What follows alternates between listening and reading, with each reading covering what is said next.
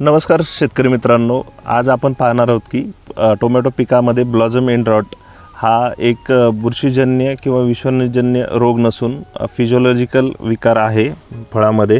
तुम्ही पाहू शकता आज आपण याचे लक्षणे पाहणार आहोत, त्यानंतर प्रतिबंधनात्मक उपाय पाहणार आहोत, त्यानंतर त्यावर आपण स्प्रे नियंत्रण कसं घेऊ शकतो हे पाहणार आहोत। मित्रांनो, ब्लॉसम एंड रॉट सुरू त्यावर टिपके दिसू लागतात, त्यानंतर ते हळूहळू टिपके वाढत जातात, गडद चांबड्या कलरचा असा ह्यावर टिपके पडतात। हे मार्केटमध्ये विक्रीयोग्य टोमॅटो राहत नाहीत फळं, तर याची अशा प्रकारचे लक्षणे आहेत। तर प्रतिबंधनात्मक उपाय आपण काय करू शकतो, तर यामध्ये आपण जे आहे पाण्याचं संतुलित व्यवस्थापन करू शकतो, मॉइश्चर मेंटेन ठेवू शकतो, त्यानंतर आपण जे जमिनीचे क्षार आहेत हे मेंटेन ठेवू शकतो। दुसरी गोष्ट, नायट्रोजनचा अतिवापर टाळायचा आहे। याचे लक्षणे झाल्याच्यानंतर आपण प्रतिबंधनात्मक उपाय बघितलेले आहेत, त्यानंतर याचं नियंत्रण कसं करू शकतो। मित्रांनो, कॅल्शियम जे आहे त्याची कमतरता झाल्यामुळे अशा प्रकारचे विकार टोमॅटोमध्ये होतात। तर तुम्ही प्रति लिटर 5 ते 10 ग्राम कॅल्शियम स्प्रेमध्ये घेऊ शकता। असं 2 वेळा स्प्रे करायचं आहे 7 दिवसाच्या गॅपनंतर।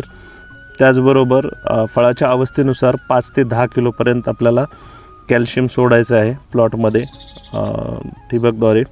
दुसरी गोष्ट, जे मॅग्नेशियम आणि पोटॅशियम आहे याचा अतिवापर कमी करायचा आहे। याच्या जास्त वापरामुळे कॅल्शियम जे घेण्याची कॅपॅसिटी आहे झाडाची ती कमी होऊ शकते। त्याचबरोबर जो नत्राचा वापर आहे तो जास्त टाळायचा आहे। तुमच्या जमिनीचा pH जो आहे तो न्यूट्रल ठेवण्याचा प्रयत्न करायचा आहे। 6.5 ते 7 पर्यंत जमिनीचा pH राहायला पाहिजे। त्याचबरोबर मॉइश्चर मेंटेन ठेवायचं आहे। टेम्परेचर जर 30 ते 35 डिग्रीच्या वर गेलं तरी सुद्धा या विकाराचं आपल्याला लक्षणे त्या ठिकाणी दिसू शकतात प्लॉटमध्ये।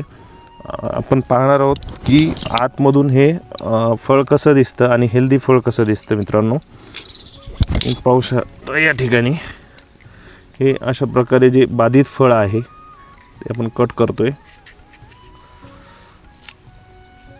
हे आजच्या बाजूला अशा प्रकारे हे लक्षणे याची दिसतात। आणि त्याचबरोबर जर आपण एखादी हेल्दी टोमॅटो घेतला तर तो अशा प्रकारे दिसतो।